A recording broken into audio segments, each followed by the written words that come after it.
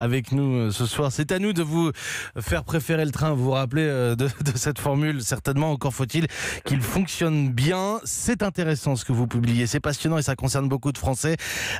Vous n'avez pas les méthodes de calcul que la SNCF, les mêmes méthodes de calcul que la SNCF, si j'ose dire. Vous dénoncez la ponctualité de la compagnie ferroviaire.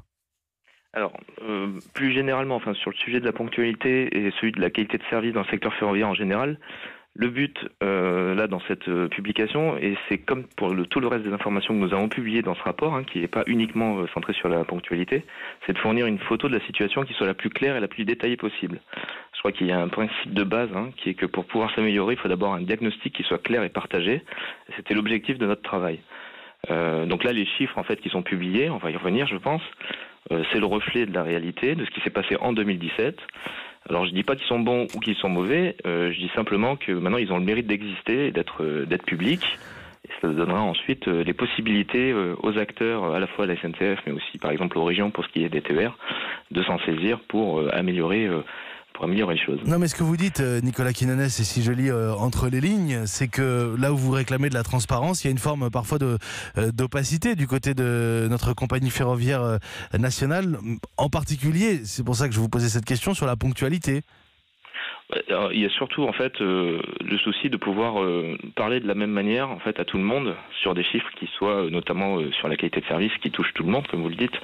Des chiffres qui soient un peu le reflet du ressenti ou du vécu de l'expérience client, entre guillemets, de l'expérience par les usagers. Alors, dans votre rapport, on trouve 13% des trains arrivés en retard en 2017 et surtout, coupez-moi si je me trompe, un pic à 24%. 24% des TGV seraient arrivés en retard.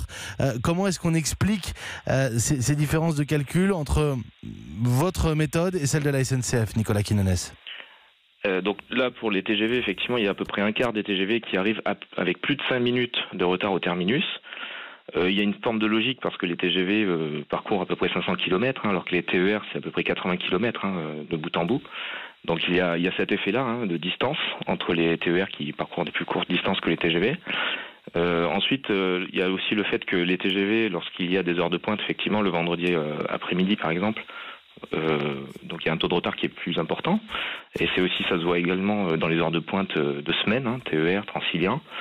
Les taux de retard augmentent, mais ça c'est aussi assez naturel et c'était important effectivement de le faire émerger puisqu'effectivement il y a beaucoup plus de passagers qui utilisent les transports en heure de pointe qu'en heure creuse. Donc il y a aussi à la fois le taux moyen comme vous l'avez dit, mais aussi les taux de retard en heure de pointe qui sont différents. Ça a l'air anecdotique comme ça, mais est-ce que vous pouvez nous expliquer cette règle des 5 minutes ? La SNCF prend en compte les retards au-delà de 5 minutes, sauf qu'en réalité, vous vous rendez compte qu'on est quasiment à 6, quoi.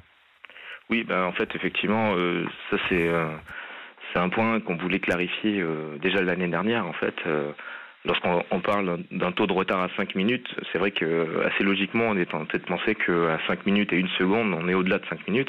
Et c'était pas forcément le cas aujourd'hui. Alors, c'est pas une spécificité française. Ça existe aussi en Allemagne, ce souci-là, entre guillemets. Et donc là, effectivement, il y a un vrai problème, il y a un vrai sujet à pouvoir dire que lorsque c'est un taux de retard à 5 minutes, c'est vraiment 5 minutes. Donc c'est ce qu'on a fait cette année. On a mis 5 minutes 0 secondes. Et effectivement, entre 5 minutes et 6 minutes, il y a à peu près 20% du total des trains qui est comptabilisé. Oui.